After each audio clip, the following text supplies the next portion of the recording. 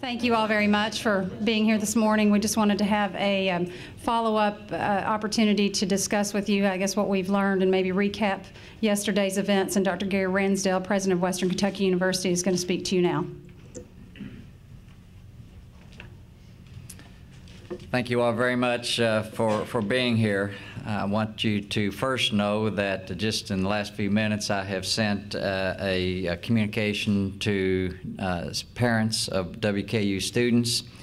I won't say all parents, but all for whom we have email addresses, and that message has just gone out a few minutes ago.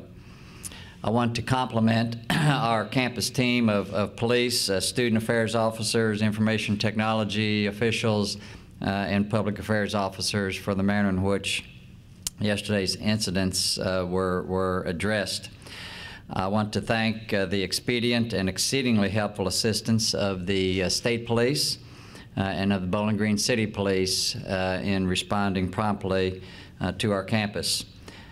I want to thank and compliment anyone who brought information or observations to light. This is what will keep our campus safe in the future. Any aggressive behavior anywhere on our campuses must be reported immediately. However, I do caution everyone to be thoughtful and confident in what you report or what you call to 911. I want to say how pleased I am with our emergency notification system. It worked well. It was effective. No one beyond those involved in a fight was in danger, and the campus was secured until law enforcement was certain that the matter was fully in hand and issued an all-clear directive. Any threat or aggressive behavior will be taken most seriously on this campus or any of our WKU campuses, and will trigger an immediate and a thorough response. A fight occurred on the South Campus and a 911 report was received. The participants moved from the South Campus to the main campus. 3 additional 911 calls were made. The first of these 3 calls was at 12:30 p.m. and the campus police were at the scene by 12:40 p.m. One of the tapes affirms that a report of a gunshot was made, but law enforcement officials have not been able to validate that any shots were in fact fired. The report, however, of shots fired raised concerns of an ongoing threat and that the altercation had accelerated.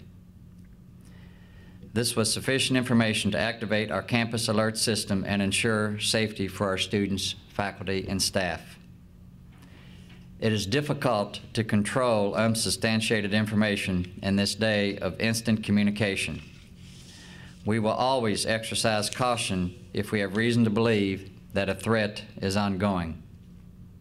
We will always refrain from precipitous follow-up communication until we have valid information that is helpful. We are, however, aware of the need for accurate updates in such situations, provided they are provided through official channels. Finally, I must state that uncontrolled aggressive behavior in this world of catastrophic events has consequences which often go beyond the individuals involved. The personal action of a few can, and in this case did, disrupt 2 of our campuses and brought national focus on us that caused a lot of people to be concerned. And it's to those individuals that we want to direct our communication today and in the days ahead to ensure that this is a safe campus, and we do have systems in place to ensure that safety will prevail for all of our campus students, faculty, and staff. So I'd be pleased to respond to any questions. Appropriate parties are with us. I want to compliment again Vice President Howard Bailey, Chief of Police Bob Dean, Vice President Robin Taylor, Vice President for Public Affairs, and Vice President for Information Technology Dick Kirchmeyer, and their respective staffs for what I consider to be a splendid job yesterday of addressing the situation which embraced our campus. So I'd be glad to answer any questions. Can we start with current status of the 5 students? Have they been charged, released? 5 students have been interviewed. They were not arrested. They were taken in for questioning. They have been interviewed and they have been released. Each denies participation in the altercation, and there's no evidence to believe that they were directly involved, but they have been interviewed. The information they provided is helpful, but they have been released, and we are continuing to communicate with a large number of students that we believed were either involved or witness to the altercation. Yes. What led you all to believe that those 5 individuals were involved in the first place? Chief Dean, you may need to answer that one.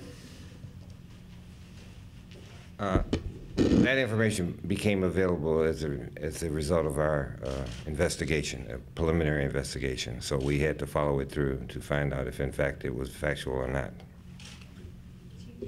What possible charges could these individuals face? Well, we could have assault. We could have, and again, it would depend on the circumstances. So we've gotten so many stories at this point that we can't specify at this time. Are you all releasing the names of the 5 students? There would be no point in doing that. We still have an ongoing investigation. We're not releasing any names. At this point, are you still confident that there were students that were involved in this altercation? We're not positive. It could be non-students. We're getting several stories about who could be involved. So at this point, I would not like to comment specifically about that.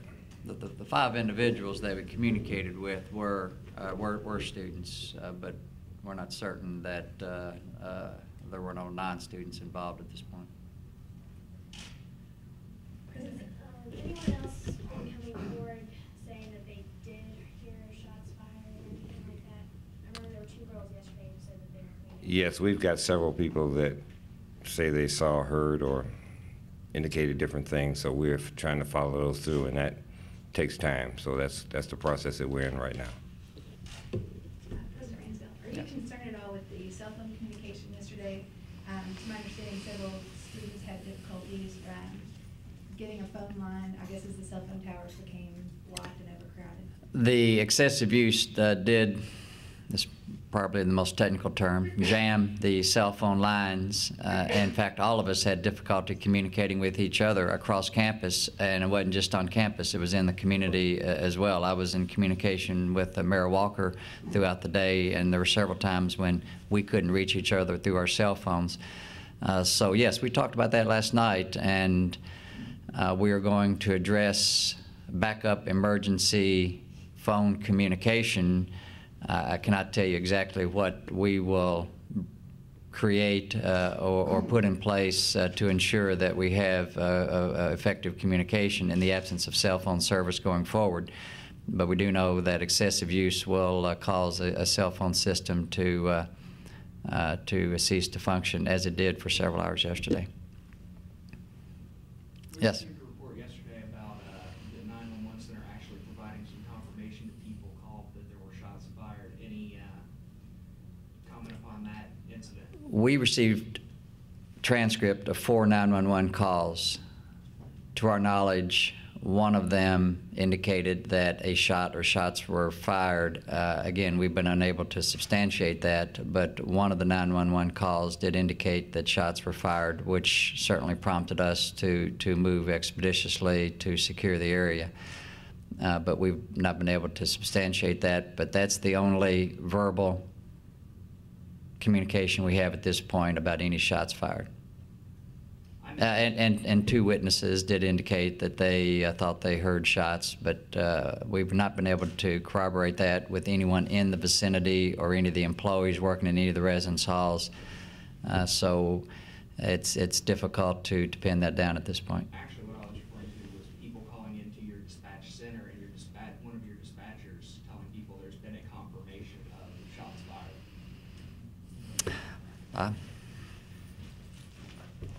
What happens is when a person with a cell phone dials 911, it does not go to our dispatcher, it goes to the Bowling Green dispatcher. They in turn relay it to us. And we have confirmed through Bowling Green Police Department that there were reports of shots being fired during the investigation. during the incident yesterday.